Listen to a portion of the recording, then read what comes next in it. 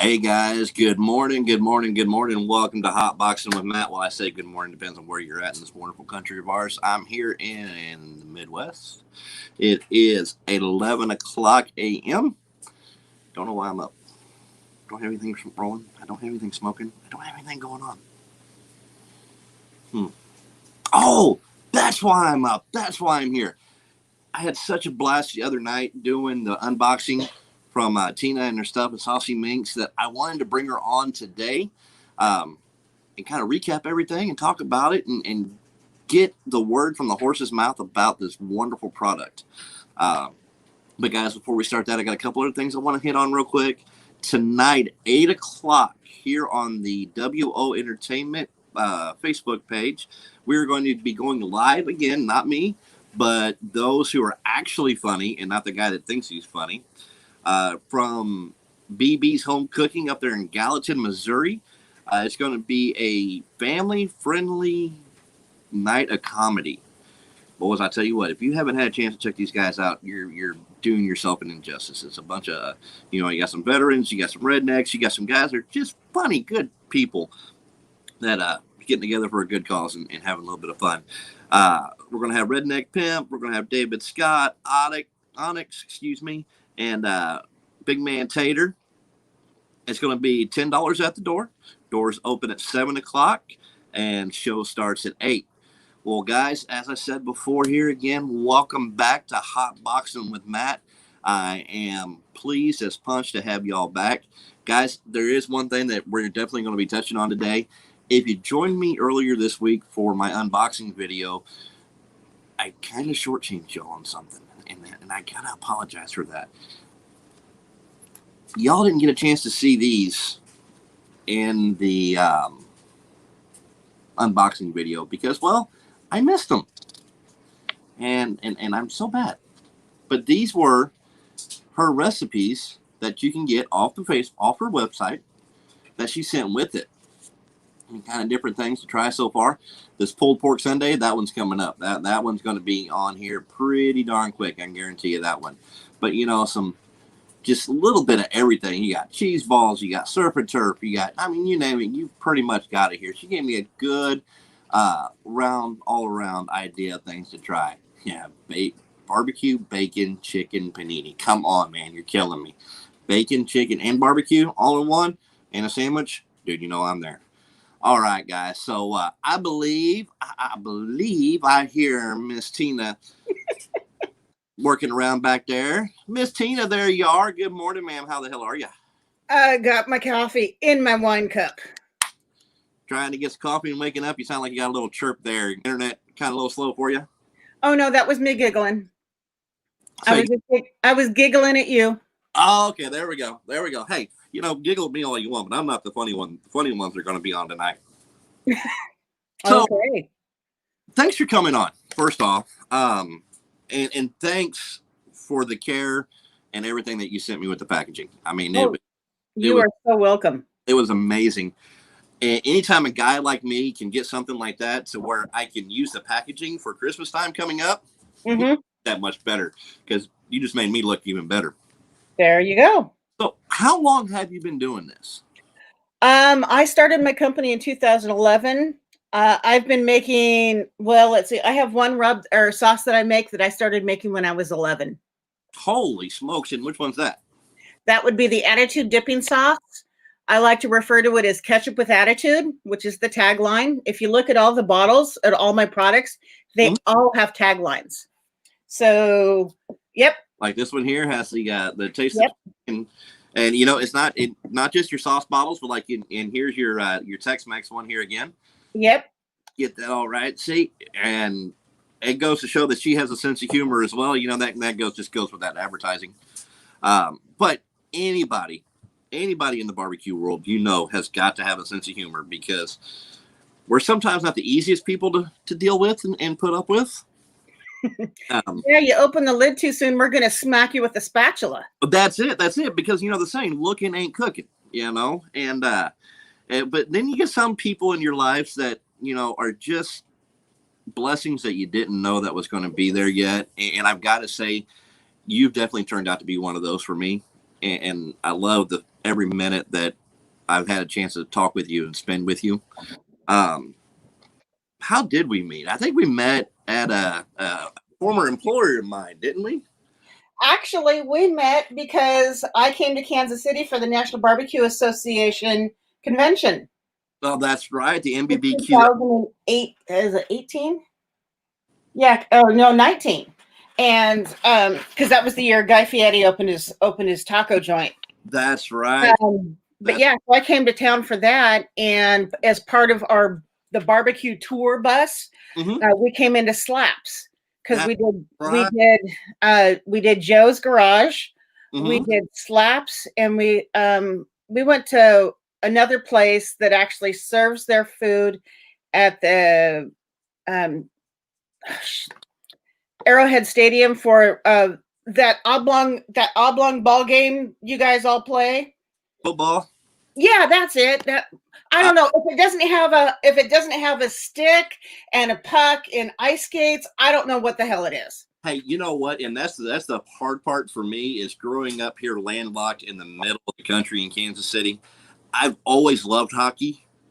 I mean, back when I was a kid, we won't go there. We used to have a team called the Kansas City Blades that back in high school I had season tickets for. And that's one thing I love watching about your posts is being able to live my hockey dreams through you vicariously. Well, and I will tell you, and I'm sorry to all the Missourians that might be listening, I cannot stand the St. Louis Blues. That's because I am a 25-year fan of the Chicago Blackhawks. There you go. And the funny thing is I'm not from Chicago. My husband was born and raised in Illinois, but I am a Portland native. I fell in love with the Chicago Blackhawks because I loved their philosophy. I love the fact back in the 80s was it 1990, before the advent of the internet, I went to my first hockey game and fell in love with the game within about 5 minutes because there was a on ice bench clearing brawl. Where at the end it looked like a bunch of Lego minifigs on the ice, just broken apart. I freaking loved it. So I started reading the sports page, which kind of confused my older brother because I'm not a big sports fan. And I started reading about all of the pro teams, trying to find one to follow. And I loved the philosophy back then. They won as a team. They lost as the team. You never saw a coach throw a player under a bus. You never saw the players throw another player under the bus. It was just a family unit. And that's what I loved about them. And so for that reason, they have my undying respect and fandom. And that's the one great thing I think about hockey that, a lot of people here in the States will give them crap about that, it's a Canadian thing or it's a north of the border thing. It's blah, blah, blah, blah, blah. But if you take a look at it, even though there's so many players from all over the country, they do hold the same values and principles that we hold here. Oh, yeah, absolutely. Just like you said, one team, if you win as a team, you lose as a team. Yep. Don't throw anybody on the bus. I'm sorry, guys. I try my damnedest not to get political here, but I'm going to say this. You don't take a damn knee. You don't do you know what I'm saying? You play the game for the game. I mean, it's one of those that none of the guys are going to get big deal promotions, because it's not, you don't see Nike running out and giving a toothless goalie $20 million shoe contract, but he's still out there playing every week. Right. And he loves what he does. And, the other greatest thing about it is on the opposite side of the ice is the fans. People talk about football fans like Kansas City Chiefs fans are the greatest, whatever. No, you go to a hockey game and you sit down by either one of those goals. You are going to hear things from people that you would never think of hearing. Death before you leave. And I have a feeling in my heart of hearts, knowing you had been one of those that were down there beating on the ice and things that would probably make your mama blush a little bit. The last game I went to before they shut down the season because of the virus, I came home with this palm black and blue. Oh, I believe it. Every hockey game I go to up here, I typically lose my voice. I went to one game where I actually got the entire Rose Garden, which is, or I call it the Rose Garden. Up here, they call it the Moda Center. But it's it's where the Trailblazer pot smoking basketball players play. Okay. And so it's huge. It's a huge place. Mhm. I actually got the entire place chanting "Ref, you suck." Nice. Nice. I used to be able to take signs, and I have one sign that I will hold up during the third period when the refs are being total idiots, Mhm. and it says, "Hey ref, are you pregnant because you've missed the last two periods?" I like that one. I'm gonna have to steal that one when. So we got minor league team, the Mavericks, here in town. It's about 30 minutes north of me. Definitely well worth the drive. Once that gets going again, yeah, I'm definitely going to have to steal that one. Oh, I am missing hockey so bad, so bad. More than likely, my wife will no longer be going with me to those games because she, might be embarrassed on me holding up that sign. But you got to go and got to have fun. Oh, I have an entire collection of signs I've made. Oh, I can only imagine. Knowing you, I can only imagine how deep you get into that one. Oh my gosh, yes. I actually have made line refs switch sides because I would give them such garbage. Holy crap. That is a job. Well, yes. I would say I love it when you can get a goalie to turn around and give you a thumbs up, but to get a line rep to switch sides, shit, that's even better. Oh yeah. Oh yeah. I swear I thought I was going to get tossed. Man, that's great. You know what? I gotta get up there. I got to go to a game with you just to kick back, have fun, and see the real honoriness of a lifelong hockey fan. Not quite a lifelong, because I didn't get into it till I was 19, but we won't go into how long ago that was. I was gonna say, the life before 18 for me was just the dress rehearsal. Life really starts after 18 because that's where because you're young and dumb. You don't know the difference. No, that's when you start really learning the what to do, what not to do, and yeah. But we can't talk about that because there's still some court dates pending. No, okay. We'll move on. So, what made you? I mean, so everybody in the barbecue world, we go one of two ways.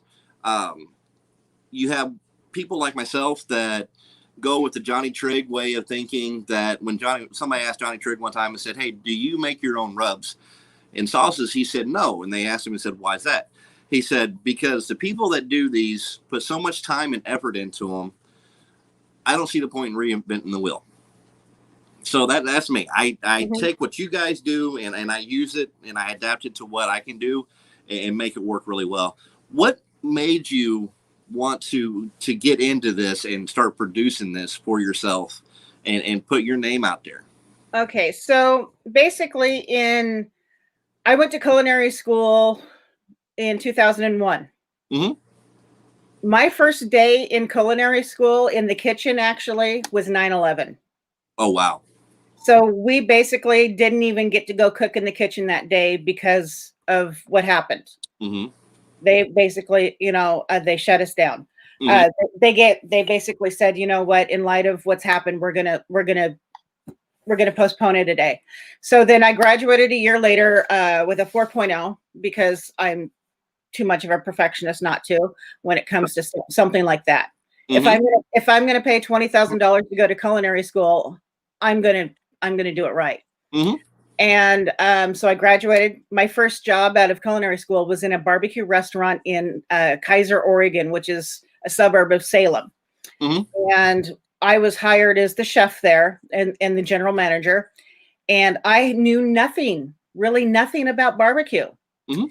And so how I learned everything, I was taught by their cook that they had hired, that they had already had working there. His name was Monty. Jesus Monte is a retired Army cook. He had been a career Army guy. He'd been in the cavalry. He's, everything. There's actually a really nice story about him that I put a link to on my Facebook page. They did a really nice write-up on him. Inspirational guy. I just love him to death. And he basically taught me how to run the Southern Prides. Mhm. We had two huge Southern Pride rotisserie smokers Mhm. that to clean, I actually had to crawl inside of.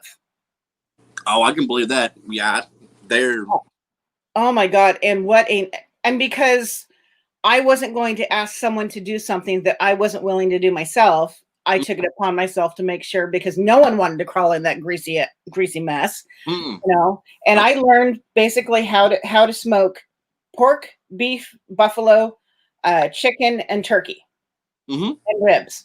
That's what we smoked. So we did buffalo shoulders, and oh my gosh, you want to talk about something phenomenal to eat? Barbecue a buffalo. That's what I was going to ask you about because I did one, God, 6, 7, 8 years ago, but it was you're going to laugh at it for what it was, but it was one of the smaller little roasts that you can get Mhm. like Walmart. Yeah. That's in the netting, and it didn't turn out too bad. I research on it said that I it was weird. It's like they're fatty, but they're not really. It's a different type of fat. Right. Well, So, here's the thing. Buffalo is one of the leanest meats that you will ever come across. hmm Is the only mammal in nature that cannot contract cancer, and it's extremely high in iron. really, Yes. And so for that, you actually have to kind of add a little bit of fat to it if you can. If you're trying to do, if you're trying to, you know, and you want to make sure that you cook it low and slow oh, because that way it'll stay a little tender. see now when I did it, I had wrapped it in bacon, but naturally it was a Yeah. smaller guys were working with. What'd you guys add to it? To Basically, we hit it with Johnny seasoning salt and we stuck it on the rack and we rotisserieed it for 13 hours. and that's one of the things a lot of people don't understand is that rotisserie adds Yeah. it brings a different profile to Well, everything. because the smoker, it actually was on this big giant rotisserie chain, hmm so it just kind of goes around and around, and we could actually put every meat in there, and have just this one smoker going if we didn't need to do a big old batch of stuff. When the ones that I learned on, we had Old Hickories at Slaps, Hmm. and they were both about 1,000 pounds each Oh wow. on each one of them, and that's where I tell you, until you actually, as a pitmaster, until you actually cook on a rotisserie, it's hard to explain. At least to me. What do you think? Oh yeah. I mean, like I said, that was my first experience with a smoker. hmm You know, out here, what we know is barbecue. What most people think of as barbecue hmm is a gas grill with burgers and dogs. Yep. Okay, that's the typical thing. Yep. That's when you say, "Oh, I'm going to a barbecue." When you show up, you're not getting smoked meats. You're not getting, the ribs and the pulled pork and all of that stuff. You're getting burgers and dogs. Yeah, you're going to get a big old tray of potato salad, grandma's potato salad, and tater Hmm. and Yeah. So growing up, that was the norm. hmm But so then when Monty showed me how to run these barbecue things, and then we made our own sauces there. Well, I thought their sauces were okay, but you know, I went to culinary school to become a pastry chef. I walked out of there a full-fledged saucier. hmm So I actually excel at making soup, sauces, and odd little things like that. Um, and so I started creating my own stuff, and I had so much fun with making my own sauces and rubs that that's what I started doing. I started out with the sauces, and I started working on the one that I started making when I was 11, which was my ketchup with attitude. Basically, it came about because I was trying to recreate A1. hmm I was trying to do ghetto A1. And then, and there's nothing wrong with that. That's one that it's been around for God, how long? I think Since the Civil War. yeah. I was going to say that's what I think that's what I heard was I seen a meme one time about it showed A1 and when it was born that it was like yeah hey what do we got going on? We got a country in war. Let's make a steak sauce. Yeah. You know, but So, what has been the one? We've talked good. Now let's get real here. We all have our bad side. We all have that one thing that we put our heart and soul into that just did not turn out, that either we push to the side or we keep fighting on. What has been that one for you? What was that one sauce or rub that was like, it's a great idea, but damn if it didn't turn out? Okay, so I've won lots of different sauce and rub contests. Mm-hmm. I have entered my stuff in the American Royal. I have entered my stuff in the Oscars, in the National Barbecue News contest. I've found, lots of different places. The International Flavor Awards. The one sauce that has never won the award, and as a matter of fact, the first time I entered it, it came in DFL at the American Royal, was this one. And it's roasted garlic and sweet molasses barbecue sauce. Okay. Now, one of the things, I don't know if you noticed that with the tangy mustard, the one thing that sets my sauces apart from everything else, just like me, they're chunky. Mm-hmm.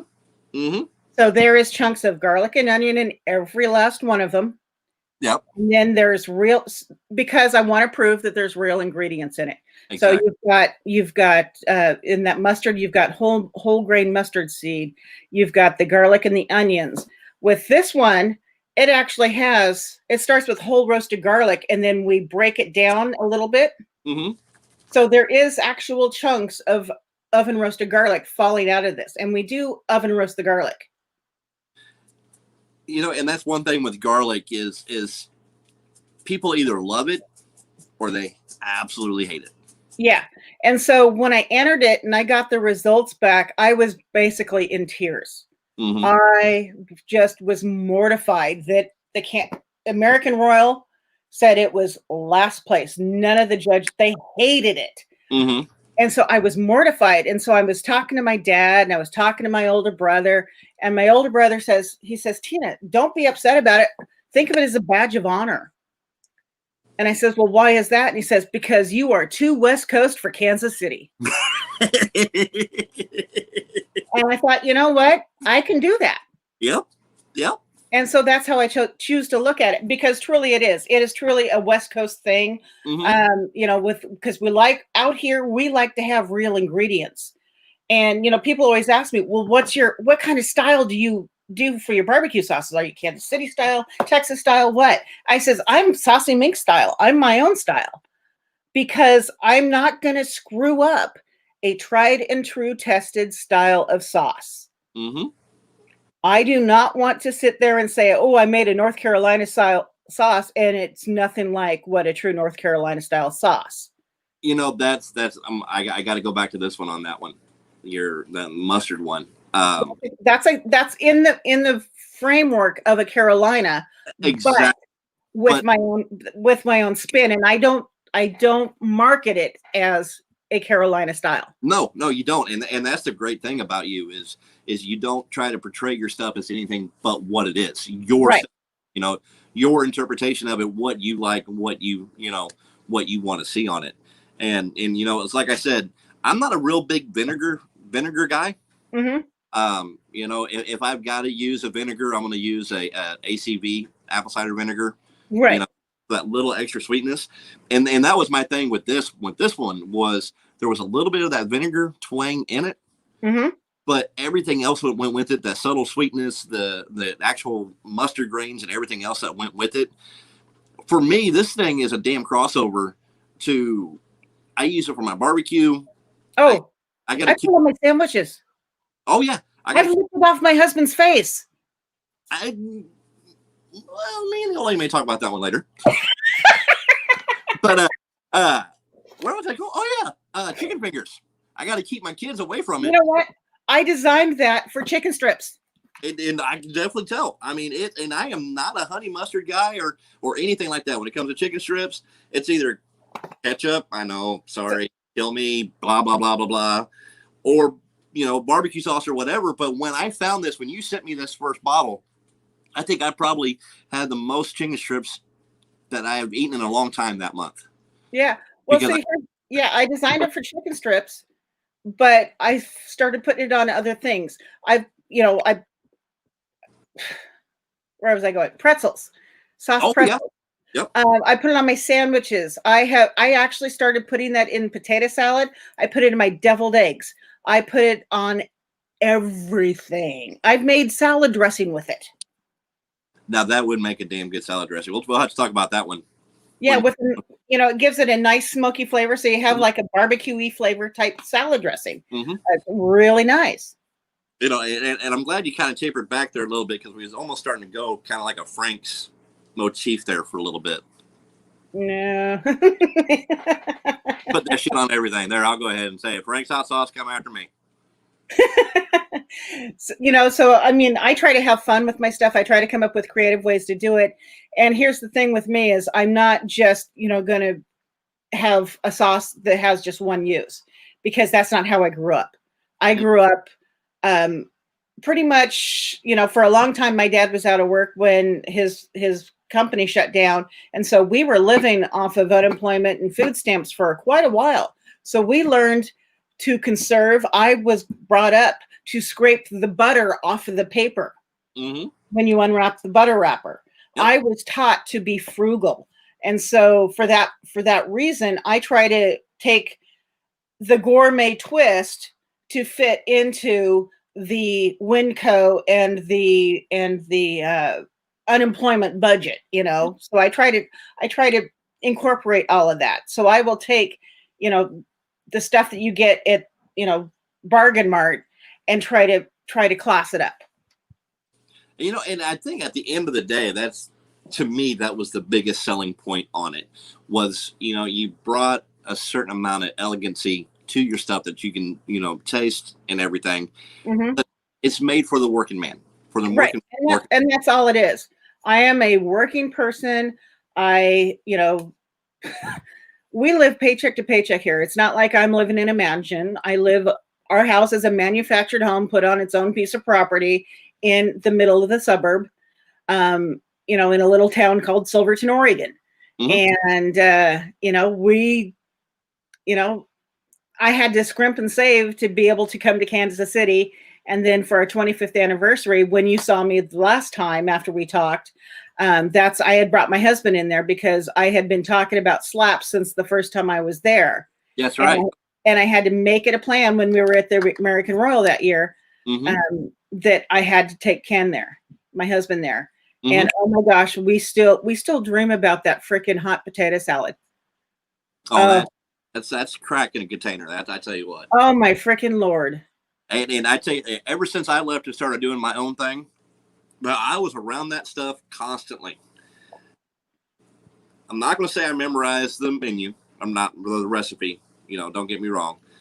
But in the time that I've been gone, I've been trying to recreate that myself. Mm-hmm.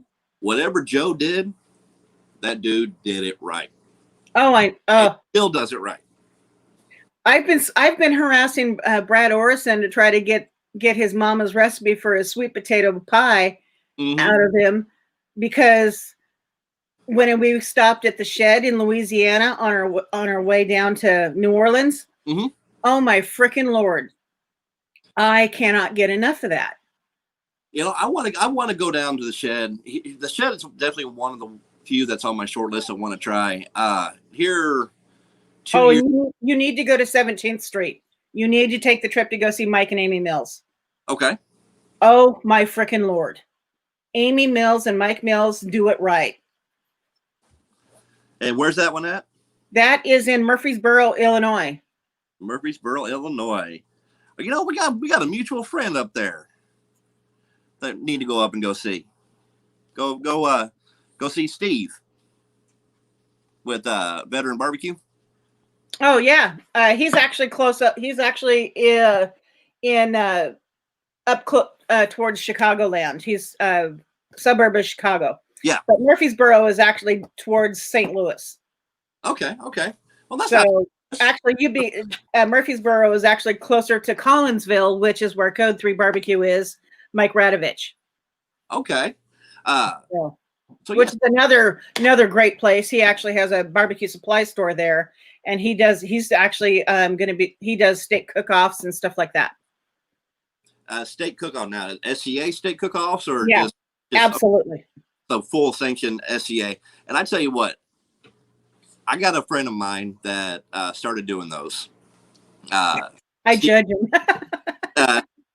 Well, let's back up about that one first. Let's talk about the judging side of it first, because I seen, that you went and you did your steak contest and stuff like that. And coming from a competitor, I'm going to throw it all out on the line here real quick for you. The hardest thing for me when I started cooking competitions was remembering and learning that I'm not cooking for me. I'm not cooking for my family. I'm cooking for, don't take this the wrong way when I say this with love towards you, but you 7 assholes that I'll never meet a day in my life. Well, actually, what it is is that we have certain guidelines. So let me see where did I put it?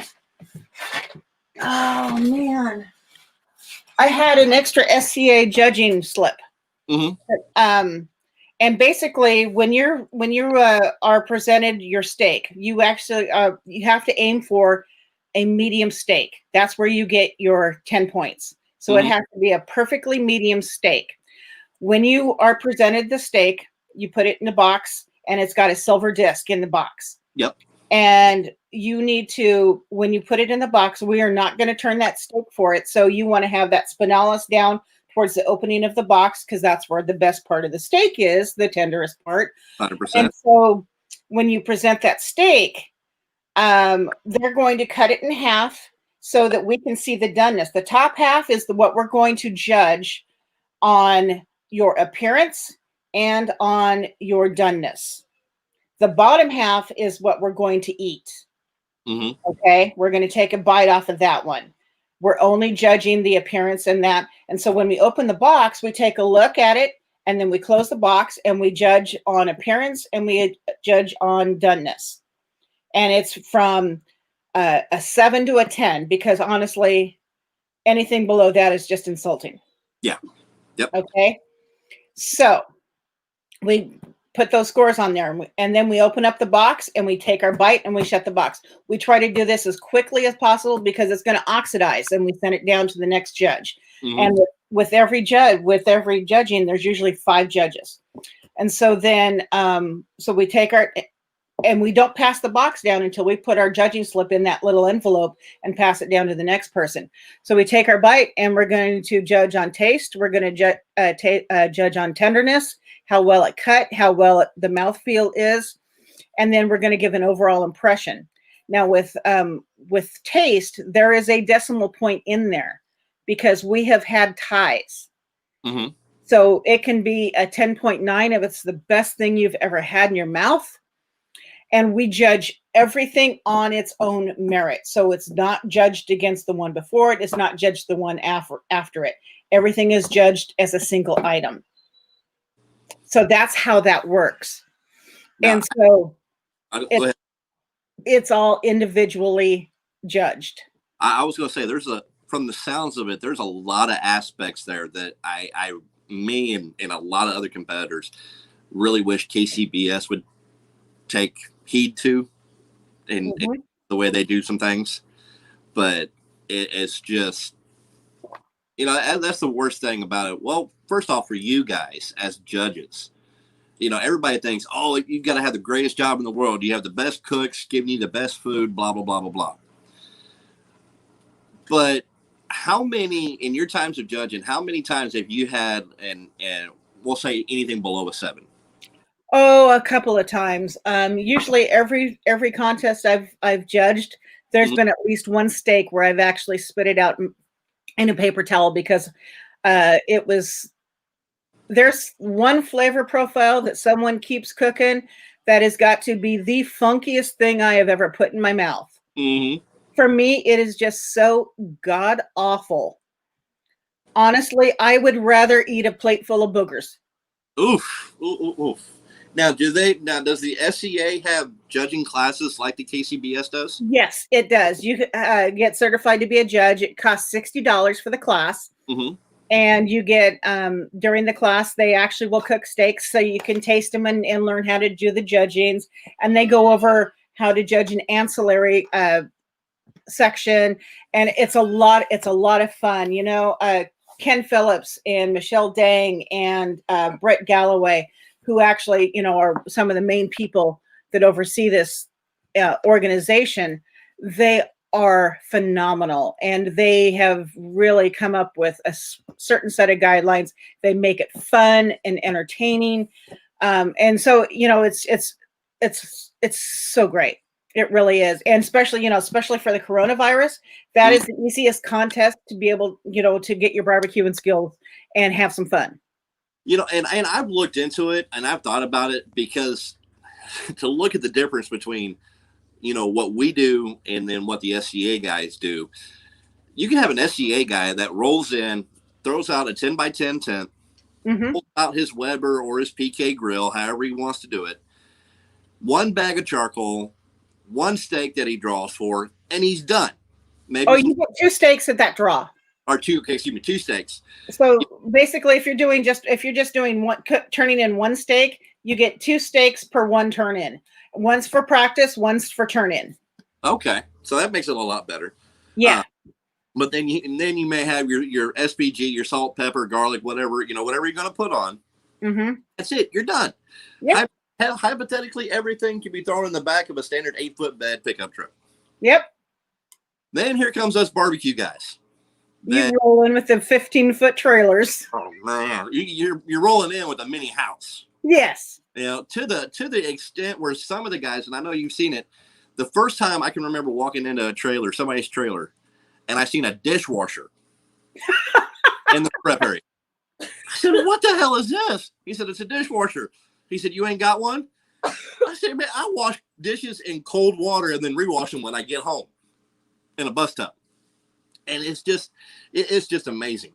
But it's so funny, because I was going to say, a lot of these guys, they travel so many thousands of miles a year to do this. So they got to have that creature comfort, that little luxury of home, the bed, bunk, everything else. But some of the SCA guys do the same thing. Yeah. And a lot of the SCA guys, they also do double headers. They do the same things that we do. Oh, the one in Gig Harbor that I judged, that was a triple. A trip? Holy crap. No, I'm good. Yeah. You want to talk, and I judged all 3 rounds. You had stuffed little piggy when you're done, weren't you? Oh, yeah. And I took my husband to that one. He actually got to judge that one too. I remember that one. Yeah, that's right. We talked about it that weekend. Yeah. So he got to judge that one too. And that was a lot of fun for both of us. And then Mike White from Best Damn Barbecue, who's a friend of mine, he's actually sponsored a few of these. He's doing one for New Year's Day. That's a quadruple. Holy crap. So it's going to be 4 rounds. So is that 4 rounds? And it's over 2 days. Thank goodness. Okay. I was going to say, is that 4 rounds over one day or split up between 2? He's going to split it up New Year's Eve and New Year's Day. So then are you going to, so when they do the quads or they do the doubles like that, is it a cumulative score, or is it each round has its own? Each round has its own money. It has its own, so stake A, stake B, stake C, stake D. And that's how it does it. And then if there's an ancillary thrown in there, then the ancillary also usually has something. You can choose to do just 1 round. You can choose to do all 4 rounds. Most of the time. And then there's a cost for just 1 round. There's a cost, so there's different, usually with 1 round, it's a standard $150. And then, so they've standardized the costs of that. And then the more rounds you do, the discount, that's where the discount comes in, if you choose to do all 4 rounds. And, but see, here's the thing is, we were talking about going back to, the judging, and where I, have had some pretty strange ones. I actually had a blue steak come through. No. Yeah. Someone's charcoal kind of went out and they turned it in anyway. Oh wow, that's crazy. Yeah. You could have made steak tartare with it. Oh man. And the funny thing is the 3-4 years that I've been doing this, it's all running together now. It's just one big smoke cloud. I came across one guy one time. Me and a buddy of mine, Sam Burton, pitmaster there at Slap. Still, we were cooking down in Clinton, Missouri, and there was a couple guys that were a couple stalls down from us. Great guys, just those type. They were up partying all night long. They were low and slow cookers, so they were drinking, partying all night long. Long story short, it was the first time I ever seen a inedible in ribs on the shoot. And asked them, was like, guys, what happened? I don't know. And it's like, how bad does ribs have to be to be an inedible? So I kind of shortchanged you the other day when I did the unboxing. I forgot to show these off. I was trying to, when I got here late because I don't have Google Chrome on my Mac. Mm-hmm. I use Safari, and I couldn't log in without using Google Chrome. So I had to download it real quick. So that's what took me so long to get online. You're good. So let's talk about these recipes real quick. Okay. I definitely got to say, now learning a little bit more about... You can use Safari on your Mac. What was that, Carl? With that, tell Tina she can use Safari on her Mac to log in. You can't... Oh, it wouldn't let me. Oh, it wouldn't let you? No, it made me download Google. Oh, my. Because everybody else has been using Safari that uses a Mac or an iPhone or iPad. Yeah, it wouldn't let me. So okay, that's good to know. I'll have to check into that. I would Google. Okay, thank you. Yeah. That was Carl. You talked to him before. That's the producer, the man behind the curtain. Actually, I didn't get to talk to him before. Okay, so yeah, that was Carl. That's the producer. That's the man behind the curtain, the great wizard of odd there. And I guess I said odd because he is a great guy, but just a little. Hey, we're all a little odd. That's right. So haven't you figured that out about me yet? Oh, no, that's one of the first things that drew me to you. I'm not gonna lie. Hey, the back of my so my Saucy Mink shirt here. Mm-hmm. The back says "World's Worst Vegan." I love it. I love it. Oh, you got any guy shirts? Not. I can have them made. I'm waiting for but the gal that's been making them, they just moved and they're trying to update their equipment. So. Okay, well, whenever you get around to it, I'll definitely take one of those. I mean, I could do the low cut like that, but not show it off as well as you do. Just the chest hair, might be attractive look. Well, no, it is about time to shave again. It's getting kind of a little itchy in wintertime. No. Chest hair is manly. Oh, well, see, there you go. I told you how. Oh, okay, the wife's over there agreeing. So let's talk about this buffalo barbecue sushi. I make a thing called redneck sushi. Mm-hmm. He laughs at me. Everybody says I'm out of my freaking gourd. I'm out of my mind. And for mine, it's basically the same thing. But I'll do a twist, like do a Philly style, where I'll put some provolone in it and then onions and peppers and stuff like that. So, where did you come up with this? I mean, this is basically. I saw someone post do a similar recipe. I saw a picture of it on Pinterest. Uh-huh. Let me look for my recipe cards so I can follow along here. My dime bags that I put in there, I call them dime bags, because we're from the Pacific Northwest, the crack capital of the world. Yeah, thanks. I don't know what the hell your governors were thinking on that one. Yeah, we won't go into Commie Kate right now. Or as I like to refer to her, flush it down brown. Yeah, sometimes browns stick around a little bit longer than what they're supposed to. Yeah. Let's see, Buffalo Burger. So basically, I saw a Pinterest of this thing that someone had done at a barbecue competition, and I thought, But what they had done is they put someone had cheese in the middle, and then I saw another one that had a hot dog in the middle. Okay. And so I thought, well, you know what? I like buffalo. So I bought some ground buffalo. Ground buffalo out here is $10 a pound. So it's on the spendy side. But it's also really good. So what I did is I took bacon and I wove a bacon mat on a sushi mat. Yep. As that. Yep. And then I laid down my buffalo mixture. But what I did is I basically added in my Attitude dipping sauce, like I would make my Attitude burgers. I threw in some Chipotle mocha rub into that. Excuse me. And I, just kind of flavored it up a little bit and put it down on the mat. And then I put in the cheese, and then I started rolling it like a sushi roll. Mm-hmm. All right. So the problem with doing it that way was that the bacon on the inside didn't quite fully crisp up. Yep. So then what I started doing is I just basically, I make sure that I leave the bacon mat off that initial one, and I just laid down saran wrap on the sushi mat and then put everything. And then after I got it all rolled up, then I weave the bacon mat, and then I re-roll it again so that the bacon is completely around the outside and gets that nice crisp thing. Yep. And for anybody that's done them, doing the fatty or anything like that, they getting that bacon to cook down crispy. Yeah. While not having everything else dried out in the middle, or cooking out all your cheese, or cooking out all that stuff. Anybody who's tried that knows that can be definitely a pain in the butt. And right. And you really need to make sure if you're going to stuff it with cheese, if you're going to have cheese in that middle layer, I would take the brick cheese and I would cut it into cubes, or not cubes, but into sticks, and I would lay it in there. You really need to make sure you seal the ends, otherwise all your cheese is going to ooze out. So that would definitely make sense. I mean, that, looking back on some of the ones that I've done, I can definitely see where that is a more beneficial thing to do.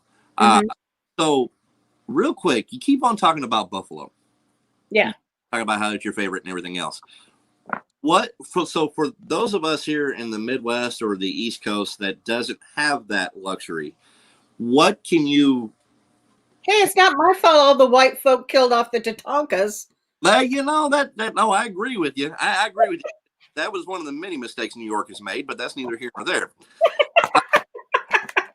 How would you describe the flavor profile of it? I mean, we talked about it's not as definitely very lean. It is okay. So I am not a fan of venison. Mainly because I get severe stomach cramps from it. Venison and elk do not sit well with me. And to me, it has this gamey, funky flavor. With buffalo, it is the most beefiest. It is just this rich, beefy, creamy. It's almost like a creamy, beefy flavor. So basically, it's almost Wagyu flavor. I was going to say exactly what I've got a farm here close to me, KC Cattle Company, that raises American Wagyu, A's and B's. And when I first went out there and talked to Patrick, got their hot dogs and everything else, it was just instant fell in love. And, for a lot of people, this may be blasphemy. I actually like KC Cattle Company better than I like SRF. There's nothing wrong with that. Not only, I mean, it is a little bit cheaper. Now, SRF is one of the oldest in the game. But, there's just a difference in the meat. There's a difference in the texture. It's almost like you can tell that there's a difference in the way they raise their cattle. Yeah. I mean, Wagyu has a higher standard anyways, but it's almost like SRF is kind of going to like a food lot Wagyu. You know what I'm saying? Yeah. To where Patrick and the guys out there, it's a small farm. You got to get on them when you can get on them to get your stuff. But the care and the passion they put into the animals definitely telling the end product. Right. And it's definitely show. Do you like hot dogs? I like good hot dogs. All right. So this is what having grown up on cheap, grocery store stuff. I now appreciate a really good hot dog.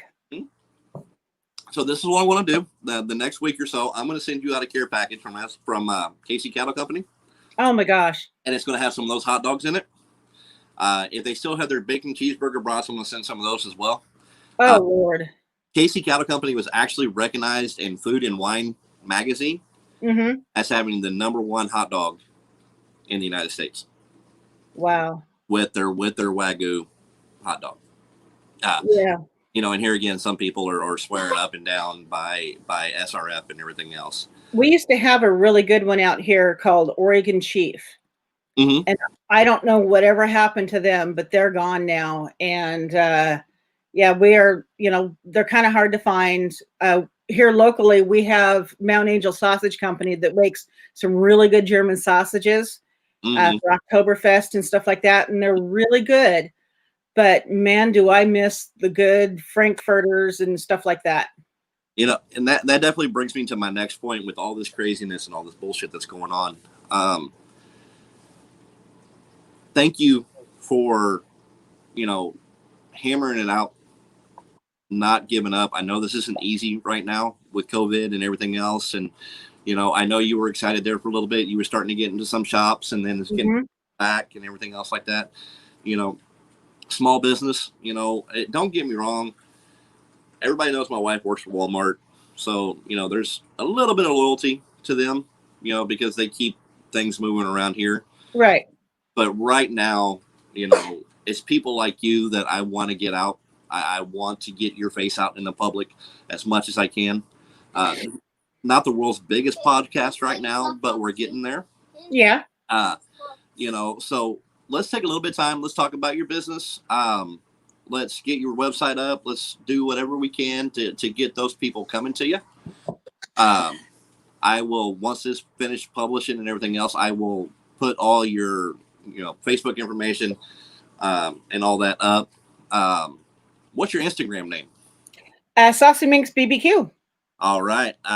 Saucy Minx BBQ. You will be getting a follow from Charlie's Fried Barbecue here in a little bit on that one. All right. I'm gonna get you out there, and I'm gonna do everything that I can for you.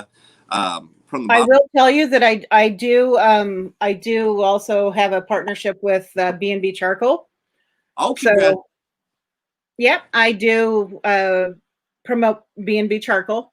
B&B Charcoal, great people. I love them to death. It's just my only thing with them is the same thing a lot of other people have. It's getting harder to find them because they're not that well kept secret anymore. The problem is COVID basically shut down their factory, so they've had trouble trying to get their orders done. Yep. And I've been talking to Ed, and I've been trying to, because it's hard to get out here. Mm-hmm. And so that SPG I sent you, that is cold smoked with B&B pellets. Oh, great! I noticed there was a little something extra. Yeah, I use one of their specialty pellets for that. That is really nice. And you know what? This is going to sound really weird, but you know what I did with that the other day? You made a Bloody Mary. No. I made my own version of an everything bagel. There you go. I put a little butter across the top of it, toasted off, and put that little sprinkling season on there. Yep. I drank too much vodka when I was a kid, full disclosure. See, I'm not a Bloody Mary fan, but my little brother is. And he says, oh my God, that's the thing for the Bloody Marys.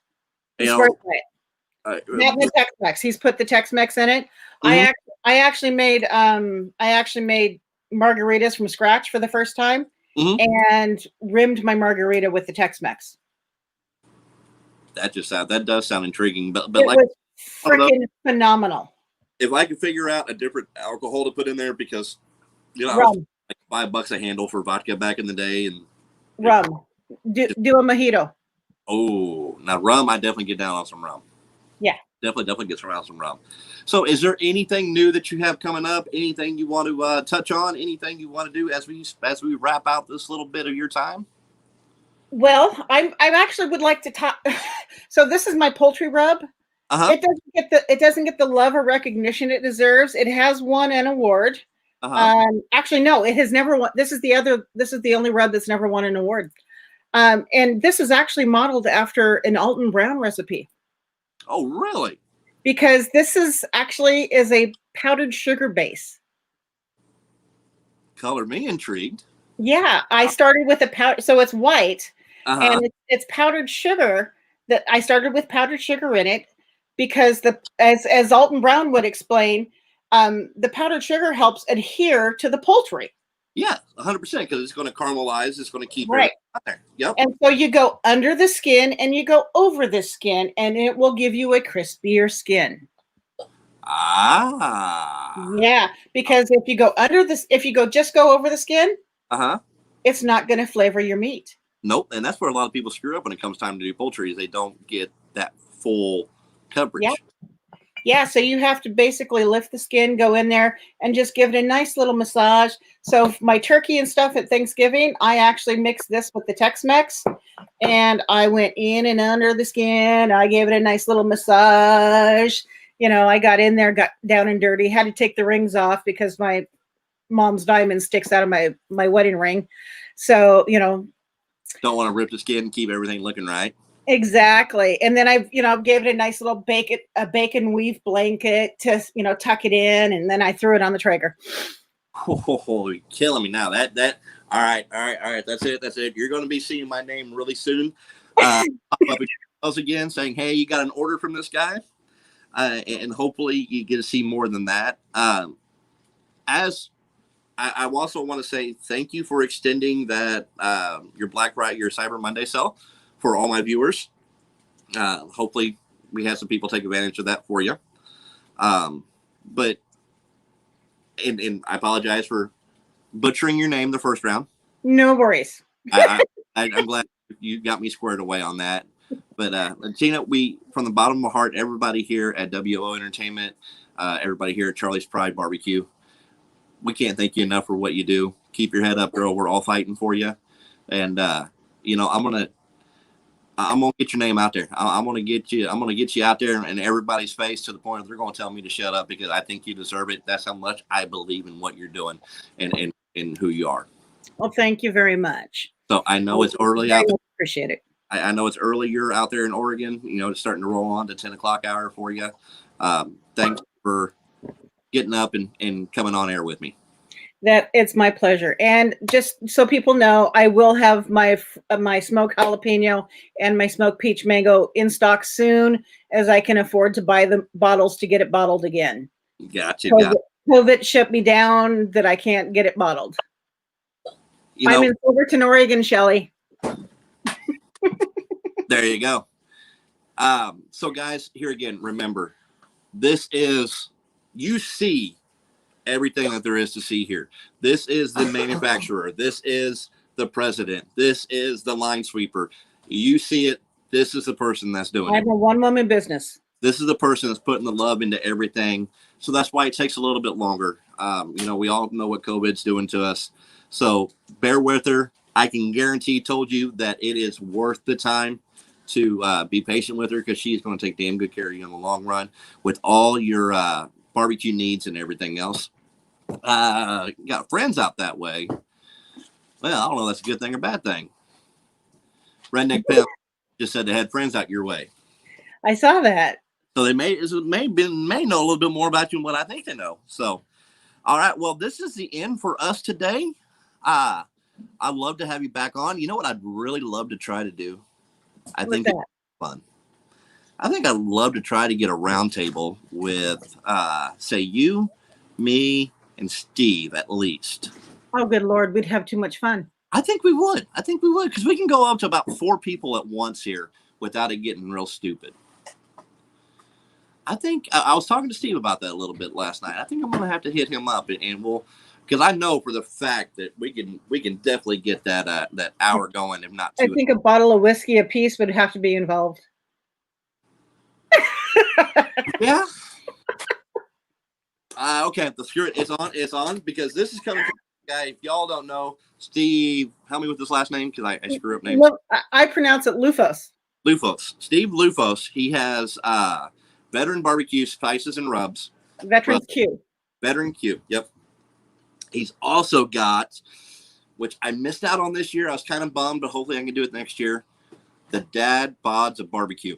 Yeah. I would like to do one actually for, I would like to do a pinup style that actually benefits local veterans and Operation Barbecue Relief. OBR, that's another great organization. I love it. And I went to high school with the niece of the original Rosie the Riveter. Really? Yes. Cool. I'm sure she's got some awesome stories. Yes, and actually her grandmother is the sister of the original Rosie, and actually her grandmother is also a Rosie. She was the very first person hired as a Riveter girl. Oh, that And is, so some of the posters actually have Ada's picture on them. yep. Anthony is one. Oh, so one of our podcast people live out Oh. your way. Nice. So, Pimp, what show do they do? Let's see if it comes back up for us. But yeah, that would be awesome. I know I would definitely They do 1700 somewhere say again. on Sunday. 1700 somewhere with The Cameron Athan. Athan's in Portland up there, and they're on Sunday nights at 5 p.m. Central. Up in liberal Portland. Yeah.